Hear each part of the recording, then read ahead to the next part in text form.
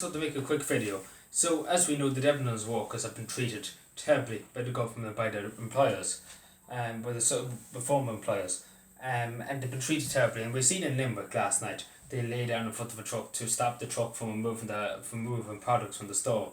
And I have to say straight, the Gardaí have really disgraced themselves. There's been protests in Dublin, Cork, and across the big cities too, in towns too, from the Debenhams workers, and they've been going on for I think it's over a year now, looking for redundancy, looking for fair redundancy. We see the Gardaí acting like thugs, and there's no words to describe it. I'm looking at a picture here of a man. This was in Dublin last month. He's literally been carried by three guards. One guard's holding his hand here, one guard's at the bottom holding his leg, throwing him into the back of a van. The only crime is he's protesting. He's trying to stand up for himself. He's trying to stand up against these people taking advantage. And again, this is his crime. This is his crime, and they threw him into the back of a van, and probably never heard, probably been given a black eye and everything. Again, protesting is the legal conduct, again, unless it's for fighting. If they say you're fighting, unless you're whatever colour you want to be. Yeah, that's what matters. Whether you, at the end of the day, it doesn't matter that you're standing up for yourself. If you stand up for yourself, you end up in prison. That's the way it happens, and this is the way it's gone in this country.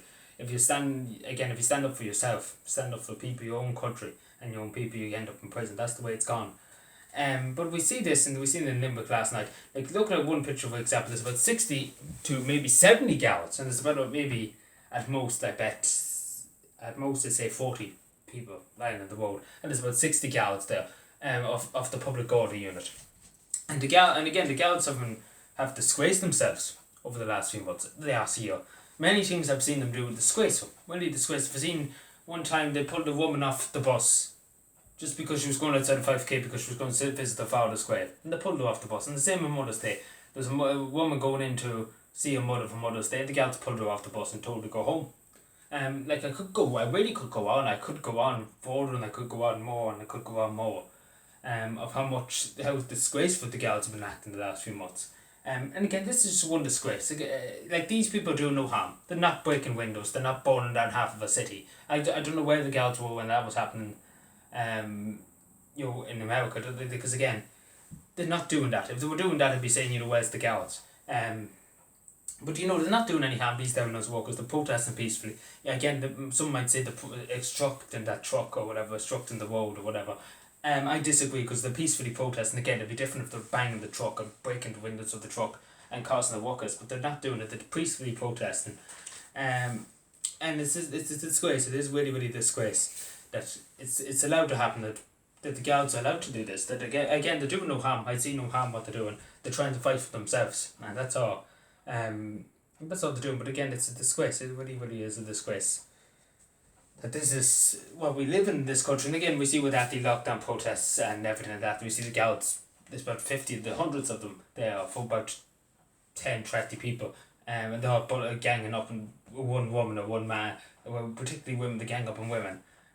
Because they couldn't take out the bully boys, some of them, and the guards. And again, I don't want to pick all the guards with one brush. There's probably guards there, I say in Limerick, that were there the other night, and probably didn't want to be there. They were told, again, they have to go with the Supreme Commander tells them.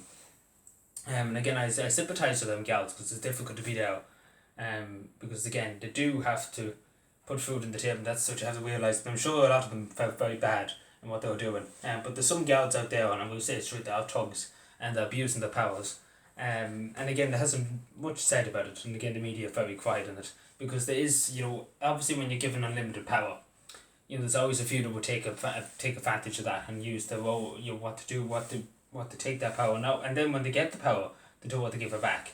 And so that's the thing. Again, we've seen in Limerick. Again, look it up. It's a disgrace. It really, really is a disgrace. And this is out in 2021. Isn't it great? We fought for our freedom. And we're having these things happen. Not even 100 years on.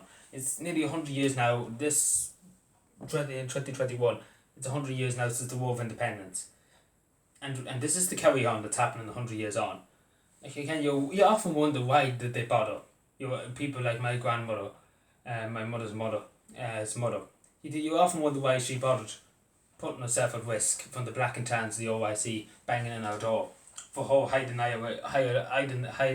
IOA prisoners, running away from the British Army, the British government, who were wanted for different things.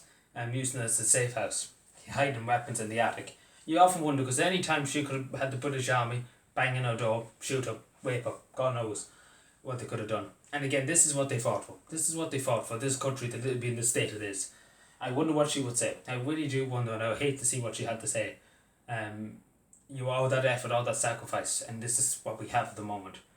I don't know what she's. Well, I think she might regret her decision in helping the people fight for our freedom. But I wonder what she would say. I would really want to see what she would say. I wonder what she would say to the people involved and what we did to our freedom and what we did to our country. Because we were given it all and we're giving it away. And that's as simple as that.